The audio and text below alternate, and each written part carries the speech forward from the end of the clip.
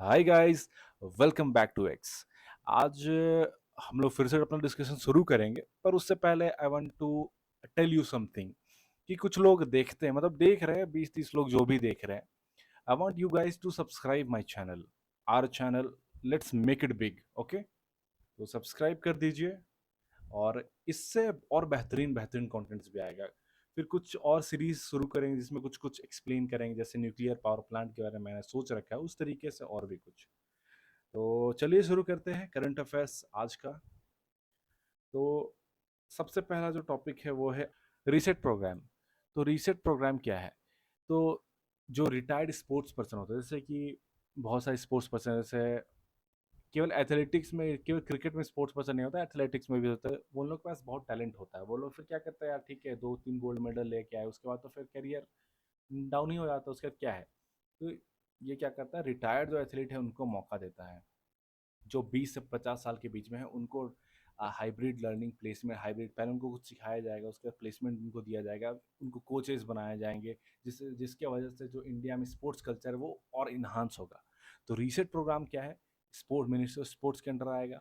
और ये जो रीसेंट प्रोग्राम है, और ये है रिटायर्ड एथलीट्स के लिए। उम्र याद रखना है, 20 से 50 साल होना ही चाहिए, ठीक है? फिर हम लोग बात करेंगे SCRR अमेंडमेंट 1956। ये सिक्योरिटी मैनेजमेंट का है, ठीक है? जो सिक्योरिटीज होते हैं, तो ये क्या किया है ना, जैसे कि आप स्टॉक मार्केट में लिस्ट करते हैं कंपनीज, तो इंडियन स्टॉक मार्केट है, बॉम्बे स्टॉक एक्सचेंज, फिर नेशनल स्टॉक एक्सचेंज। तो आप इंडियन स्टॉक एक्सचेंज में ही इंडियन कंपनी को लिस्ट कर सकते हैं। आप अगर चाहिएगा कि न्यूयॉर्क स्टॉक एक्सचेंज या फिर हांगकांग स्टॉक एक्सचेंज आपका लिस्ट हो जाए, तो ये नहीं होगा। लेकिन गुजरात में एक गिफ्ट सिटी है। वो गिफ्ट सिटी में क्या होता है, वो international exchange, international financial exchange centres की तरह काम करता है। आप वहाँ पर क्या कर सकते हैं, वहाँ पर आप जाके लिस्ट कर सकते हैं, और वहाँ पे फिर जो फॉरेन कंपनीज आएंगी वो यहाँ पे पैसा आपको कैपिटलाइज करेंगी, आपका स्टॉक ले सकती है वहाँ से, ठीक है? तो ease of access for global capitalization, benefits for Indian startups and technology sectors. तो अब नेक्स्ट हम लोग बात करेंगे, अब वो है आपका WCG का रिपोर्ट, वर्ल्ड गोल्ड काउंसिल का report on Indian gold consumption. तो क्या है कि भारत में आप, ऐसा माना जा रहा है कि भारत में 850 टन बढ़ेगा, 850 टन तक हो जाएगा कंजम्पशन गोल्ड का। इंडिया में ऐसे भी गोल्ड का, ज्वेलरी, बहुत सारा गोल्ड का कंजम्पशन है। इंडिया जो है वर्ल्ड में सेकेंड लार्जेस्ट गोल्ड का कंज्यूमर है। पहला चाइना है, ठीक है? और सबसे ज़्यादा जो प्रोडक्शन होता है वो भी चाइना करता है, और सबसे ज़्यादा कंजम्पशन भी करता है वो चाइना ही करता है, ठीक है? और भारत में सबसे ज़्यादा यूज़ होता है वो बिहार में होता है। ऑब्वियस सा बात है भाई, बिहारीज को बहुत पसंद है गोल्ड, और शादी वादी में बहुत चढ़ता है। फिर राजस्थान में है भैया, मारो राजस्थान। कर्नाटक में भी वैसे है, साउथ में भी गोल्ड कल्चर बहुत है। तो ये याद रखना है कि सबसे ज़्यादा कंज्यूम करता है चाइना, फिर करता है इंडिया, और सबसे ज़्यादा प्रोड्यूस भी करता है चाइना, ठीक है? नेक्स्ट हम लोग बात करेंगे मास्टर कार्ड पेमेंट पास की सर्विस। आपको पता है मास्टर कार्ड जो है वो कार्ड्स बनाते हैं, जैसे डेबिट कार्ड, क्रेडिट कार्ड। तो ये सब में OTP वाला सिस्टम है।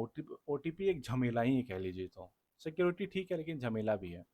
तो मास्टर की क्या कर रहा है, वो लॉन्च कर रहा है पासकीज। पासकीज आपका एक कोड रहेगा, वो कोड आप डालिएगा, और वो क्या कर रहा है, टोकेनाइज फॉर सिक्योर ट्रांजेक्शन। वो आपका जो असली कार्ड का नंबर है उसको टोकेनाइज कर देगा, मतलब उसके जगह कुछ डमी नंबर आ जाएगा, वो बार चेंज होता रहेगा, जिसके कारण आपका फ्रॉड नहीं हो पाएगा।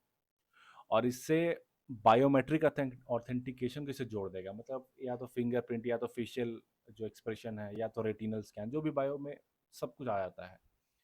तो पास की टोकेनाइजेशन को बायोमेट्रिक से लिंक कर दिया, और OTP को हटा दिया। OTP इज नॉट देयर, ठीक है? ये है मास्टर की पेमेंट पास की सर्विस।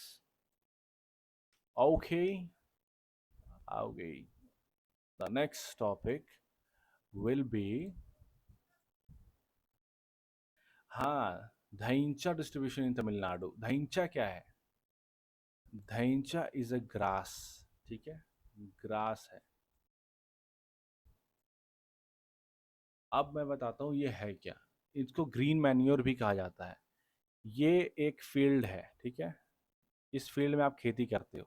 यहाँ पे क्या करोगे आप, खेती करने से पहले जब हल जोतोगे उसके बाद ये धैंचा ग्रास को लगा दोगे, मतलब ये अपने आप उग जाएगा, थोड़ा सा हर्बिसाइड से उगेगा यहाँ, herbivorous plants, sorry not herbicides.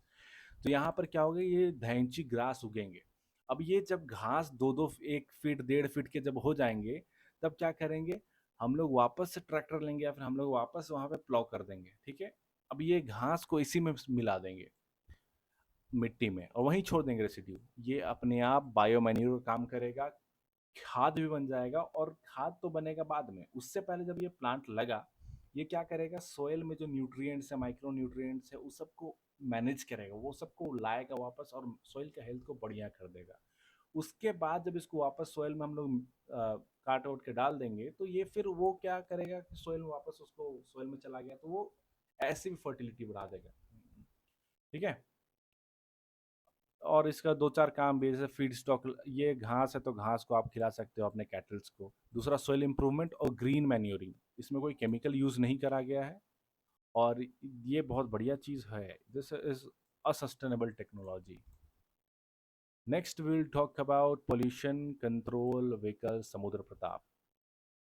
तो इंडियन कोस्ट गार्ड जो है, वो एक वेसल लाया है समुद्र प्रताप करके, ठीक है। याद रखना समुद्र प्रताप क्या है, एक पोल्यूशन कंट्रोल वेसल है। मान लीजिए एक जहाज जा रहा था, उससे लीक हुआ, ऑयल लीकेज हो गया, अब ये समुद्र प्रताप फिर यहाँ पे जाएगा भैया, और ये फिर ये सबको या तो सक आउट करेगा या फिर इसको कंटेन करेगा, फिर इसको अपने वेसल में जमा करेगा और फिर कहीं जाके इसको सेटल करेगा, ठीक है।